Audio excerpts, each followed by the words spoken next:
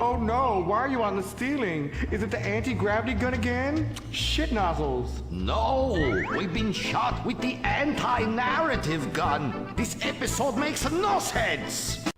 Oh, what's good, everyone? So today I decided to go in a different direction for this video and share my super awesome experience in Japanese jail. So back in 2013, I was in Saitama Prefecture and Kumagaya City to be exact. And I had a brand new Ninja motorcycle, the 636. Awesome bike, and I loved the hell out of it, but man, did it get me in trouble. So I was driving to this place like 45 minutes away from my house, and I'd always go over here, so I knew the route pretty well, or so I thought. And I was cruising down this kind of freeway, and it's not exactly a freeway in terms of like a giant highway, but more of like a traffic artery, if you get what I'm saying. So in Japan, or at least in that area, there's no speed limit signs, and it was explained to me later on by the cops that they don't have them because everybody just knows the speed limit depending on the road type. It could be, maybe, but it sounds kind of retarded, you know. Anyway, so I'm riding down this road, and legit, I have no idea what the speed limit is, so I was just kind of keeping up with traffic, and maybe going a few clicks above just to keep ahead. And, you know, be there with a guy on the bike kind of thing. And we get to the bottom of this kind of small hill, and these fuckers holding a mobile barricade and flags, dressed like construction workers, ran out in front of me. I slam my brakes on, and they point me over down this side street. And now I'm figuring they're construction workers and I'm being detoured. Well, yeah, fuck was I right. I was being detoured, but not in the way I thought. So finally I see some guys just a little bit down the road dressed like actual cops, at least by Japanese standards, which is to say like a fucking mailman in any other country. But the scene is this. So there's these three cops screaming at this woman in a car and just yanking her out by the feet as she's crying and screaming and kicking. And I don't know any Japanese language at this point beyond, you know, basic hello, thank you, shit like that. So I had no idea what's going on, but the shit looks serious. And finally this cop comes over and he's screaming at me, and again, no idea what I've done wrong, what he's saying, nothing. Just this angry little man screaming in my face. So I figure he probably wants my ID and passport, etc., right? Makes sense. I pulled out my international driver's license, you know, passport, work ID, all that crap, and he just took it and walked off. I'm starting to put two and two together, and figure I'm getting a speeding ticket. Fuck me, right? But these things happen. About 2 minutes later, these three cops come back, and I'm thinking maybe one of them speaks English and he's here to translate, something like that. No problem. Get some answers. The angry little douchey one, he pulls out some handcuffs and cuffs me. Three of them yank me to a cop car and shove me in the back. And one hops in the front, one on either side of me in the back seat.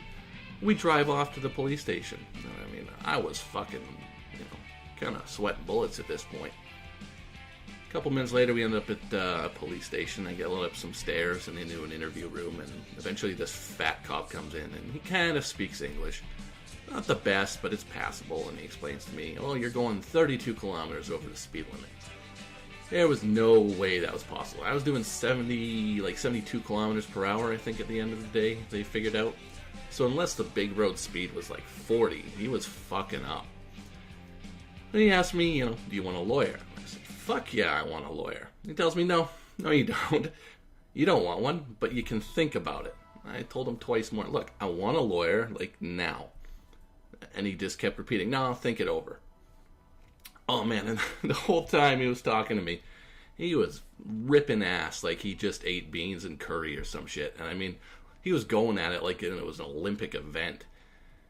Fuck that chubby gonad. Anyway, after this shit-smelling interview, I got handcuffed again and led to a cell. Yeah, I was going to jail for speeding. Fan-fucking-tastic. So I look around this cell, and it's like 10 feet wide by maybe 15 feet long. And the floor is just this straw mat kind of a deal. And the toilet is this fucked up sort of hole in the ground with a weird-ass ceramic dome over it. I mean, it's a typical toilet for Japan, but, I mean, it's the first time I'd seen it since I got there. And there was 3 other guys inside of it. In the cell, obviously, not the toilet. And the cop looks at me and he just says, sleep! I'm like, oh, just like that, huh? Yeah, eat me, you prick. So eventually I fell asleep, and like that whole night I got maybe 20 minutes of sleep. And next morning I wake up to my new buddies, and they're just staring at me. And I gotta say this though. The cellmates that I met there were probably the nicest people I met in my entire time in Japan. And that's pretty fucked up, right? But like genuinely nice, and not just have to be polite and nice. And so, yeah, you know what? The first guy, he was kind of a heavier dude, kind of chubby. Not fat, but maybe like a football player kind of build, but shorter. Obviously, he's Japanese. And, I mean, I saw him in the shower, and it's a group shower, you faggots, get your mind out of the gutter. But he was tattooed up with, like, goldfish and tigers. And, yeah, long story short, he was, like, legitimate Yakuza, like, Japanese mafia. And that guy spoke English better than I do. So the second guy, he was just a thief. He was a pretty decent guy. He spoke a bit of English. I don't know what he stole to get in there. But he was a huge fan of MMA, and all he wanted to talk about all day long was like professional UFC fights and shit like that. And cellmate 3, man, he was a real treat. It was explained to me because he spoke no English at all. He no spoke English. He just killed like 3 people and ate one of them. And he would just stare at me all day. And I just knew he was wondering, what white meat tastes like. No homo. So anyway, so eventually you get this routine, and I had to learn it. That was my first day there, or whatever. But you get this routine where you stand up in front of the cell. It's there's like a hallway with a desk, and then your cell kind of leads onto that hallway. It's a shitty explanation, but and they count everybody in the cells, and I gotta say there's like maybe 12 cells total, not huge. So I don't know why they needed to count, but you have to stand up and you have to say your number in Japanese, which they kept shouting at me, but I didn't know it was a goddamn number at this point until somebody explained it to me. But you have to respond to them with your number, and so, you learn it. And then, like, breakfast, they fed you 3 pieces of white bread and, like, a school lunch-size carton of milk and some green tea. You know what? From all the stress and shit, wasn't feel like eating. I actually went the entire 12 days that I had to stay in this lovely place. Only had green tea the whole time. Didn't eat a single thing. And, there's some other things that go along with that, which I'll get into later. But talk about a fucking body cleanse. Drinking nothing but green tea for 12 days. Jesus. So, you'd been let out, in the morning to brush your teeth, and they gave me a bed the morning of the next day that you have. It's kind of like a futon, really small. You get a blanket, a pillow, and a pair of rubber shoes, which you have to wear every time you're out of your cell. Anything else you have to buy, and I'm talking toothbrush, laundry, soap. I wasn't given a change of clothes the whole time I was there, and I only got laundry privileges like 6 days after I'd been there on laundry day. And I'm sure I smelled just terrific by the end of that.